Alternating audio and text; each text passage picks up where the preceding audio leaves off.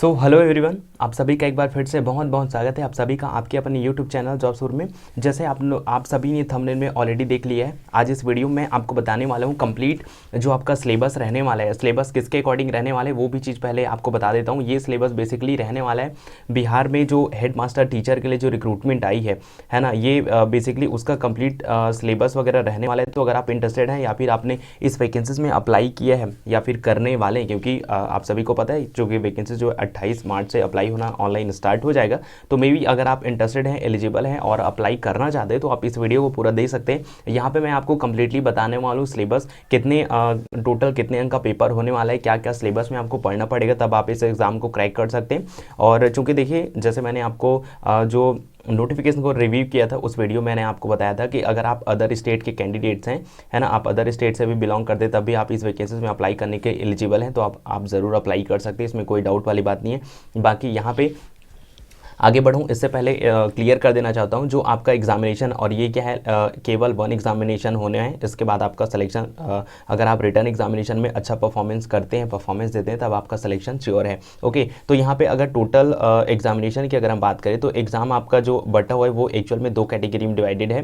Total examination में आपका अगर हम बात करें तो टोटल आपको 100 क्वेश्चन यहाँ पे, है ना, 150 अंक का क्वेश्चन आपको देखने को मिलेगा टोटल, जिसके लिए प्रत्येक क्वेश्चन आपका 1 मार्क्स का होगा और यहाँ पे जो माइनस मार्किंग है वो भी रहने वाला है। ओके, सो आई होप यहाँ तक किसी को कोई डाउट्स नहीं होगा। यहाँ पे और आपका सिलेबस जो है जो एक्चुअल में 2 पार्ट में डिवाइडेड है। अगर हम बात करें फर्स्ट पार्ट की, तो फर्स्ट पार्ट में आपका जनरल स्टडीज़ हो गया, और देन उसके बाद जो सेकेंड पार्ट है वो आपका जो डीएलएड होता है उसका कंप्लीटली सिलेबस रहने वाला है। ओके, तो आप इस चीज़ से अवेयर रहिए। और देखिए, सबसे फर्स्ट वाला अगर मैं बात करूँ यहाँ पे सिलेबस के लिए, हेड टीचर के लिए यहाँ पे आप लोग पढ़ सकते हैं सिलेबस है।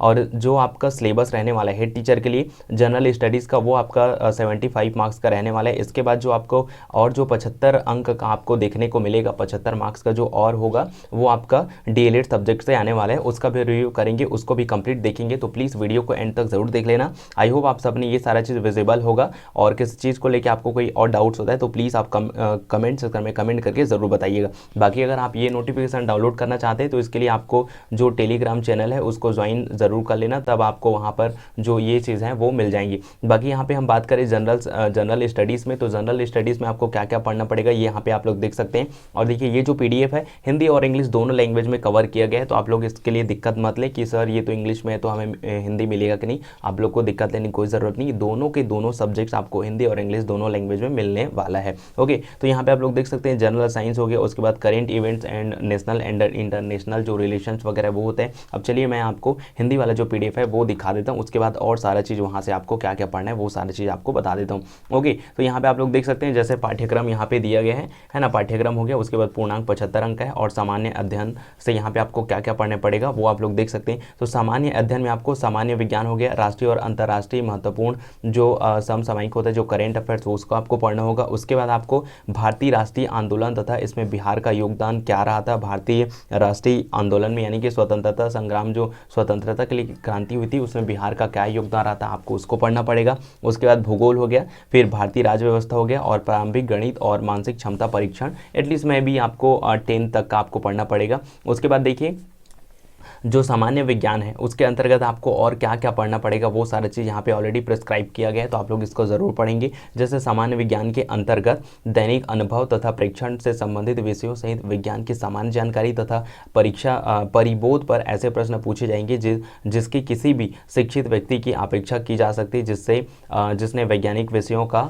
विशेष अध्ययन नहीं किया है। तो ये बेसिक फंडा, मतलब बेसिक रहने वाला है। कोई एकदम ज़्यादा हाई लेवल का आपको सफिशिएंट मैथ्स वगैरह या फिर कोई भी चीज़ एकदम ज़्यादा हायर लेवल का नहीं पूछा जाएगा। वहीं पे आप लोग यहाँ पे सेकंड टॉपिक आप लोग का देख सकते हैं कि राष्ट्रीय और अंतर्राष्ट्रीय महत्व के वर्तमान घटनाओं पर बिहार सहित प्रश्न पूछे जाएंगे। उसके बाद सेकेंड नेक्स्ट टॉपिक है आपका भारत के राष्ट्रीय आंदोलन के अंतर्गत 19वीं शताब्दी, आप ये चीज़ अच्छे से नोट डाउन कर लीजिए, है ना, 19वीं शताब्दी के पुनरुत्थान के के स्वरूप और स्वभाव, राष्ट्रीयता का विकास तथा स्वतंत्रता प्राप्ति से संबंधित प्रश्न पूछे जाएंगे। परीक्षार्थियों से आशा की जाती है कि वे भारतीय स्वतंत्रता संग्राम में बिहार की भूमिका पर पूछे गए प्रश्नों का भी उत्तर दें। ओके, उसके बाद अगला टॉपिक है भारत तथा बिहार के भूगोल के अंतर्गत देश के सामाजिक तथा आर्थिक भूगोल से संबंधित प्रश्न होंगे, जिसमें भारतीय कृषि तथा प्राकृतिक संसाधनों की प्रमुख विशेषताएं सम्मिलित होंगी। उसके बाद आपका अगला टॉपिक है जो कि लोकल गवर्नमेंट से, यहाँ पे आप लोग देख सकते हैं ना, जिसमें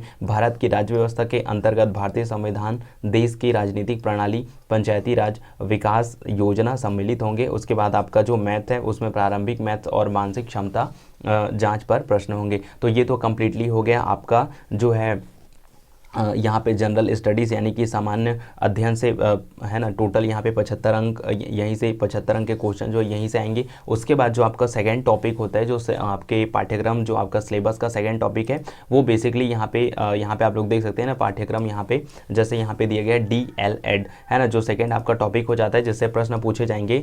इससे भी 75 मार्क्स के आपको क्वेश्चन देखने को मिलेंगे DL.Ed से। ओके, तो चलिए यहाँ पे क्या क्या पढ़ना आपको पड़ेगा वो सारा चीज़ और देख लेते हैं। आई होप आप सब ने ये चीज़ यहाँ पे आपको विजिबल होगा। तो सबसे पहले यहाँ पे आप लोग देख सकते हैं फर्स्ट यूनिट में यहाँ पे आपको क्या पूछा जाएगा, ये आप लोग पढ़ सकते हैं। जैसे फर्स्ट यूनिट है जिसमें बच्चे तथा बचपन, अब उसमें आपको क्या पढ़ना पड़ेगा, सामाजिक, सांस्कृतिक तथा ऐतिहासिक समझ। उसके बाद बाल अधिकारों का है ना, बाल अधिकारों का संदर्भ हो गया। उसके बाद यहाँ पे आप लोग देख सकते हैं शिक्षा, विद्यालय और समाज अंतर्गत। उसके बाद अंतर संबंधों की समझ हो गया। उसके बाद विद्यालय में समाजीकरण की प्रक्रिया हो गया। फिर शिक्षा हो गया, शिक्षा को समझने के विभिन्न आधार या फिर दृष्टिकोण। उसके बाद है आपका ज्ञान की अवधारणा। तो ये सारा चीज़ आपको टॉपिक पढ़ना पड़ेगा। यहाँ पे अगर हम टोटल यूनिट की बात करें तो यहाँ पे आप लोग लास्ट में सबसे स्क्रॉल करके देख सकते हैं। यहाँ पे टोटल अगर आपसे यहाँ पे पूछा जाएगा तो चलिए यहाँ पे आपको देख लेते हैं। तो टोटल यहाँ पे 8 यूनिट हैं जिनसे आपको क्वेश्चन बनने वाले हैं, है ना। तो टोटल 75 है। और देखिए आप इसका जो सिलेबस है आप इसको टेलीग्राम चैनल पे ज्वाइन होकर ज़रूर से ज़रूर इसको डाउनलोड कर लीजिएगा, क्योंकि आपके परीक्षा के पर्सपेक्टिव से और चूँकि हेड मास्टर पोस्ट के लिए बहुत ही ज़्यादा ज़रूरी है। तो प्लीज़ आप लोग इस ये जो नोटिफिकेशन है और साथ ही साथ जो इसका PDF है उसको आप लोग ज़रूर डाउनलोड कर लीजिएगा।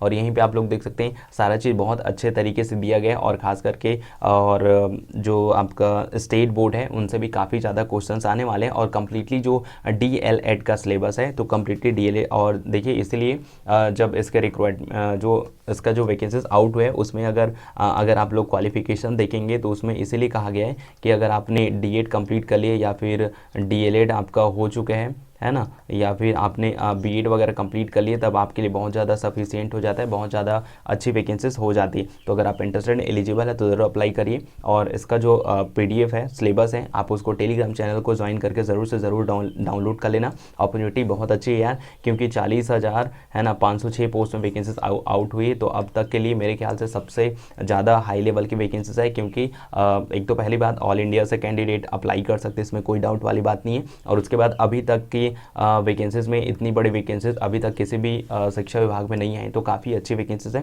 इंटरेस्टेड तो ज़रूर अप्लाई करना। बाकी सिलेबस के अकॉर्डिंग और कोई चीज़ समझ नहीं आती या फिर किसी चीज़ को लेकर आपके मन में डाउट्स होता है तो प्लीज़ कमेंट सेक्शन में एक बार कमेंट ज़रूर कर लेना। तो आई होप, आशा करता हूँ कि ये जो वीडियो है आपके लिए सफिशिएंट रही होगी और हेल्पफुल रही होगी। बाकी और कोई डाउट होता है तो प्लीज़ कमेंट सेक्शन में कमेंट करके ज़रूर मुझ तक पहुँचाइएगा। तो फिर चलिए मिलते हैं नेक्स्ट वीडियो में, तब तक सबको bye bye, have a great day, जय हिंद, वंदे मातरम।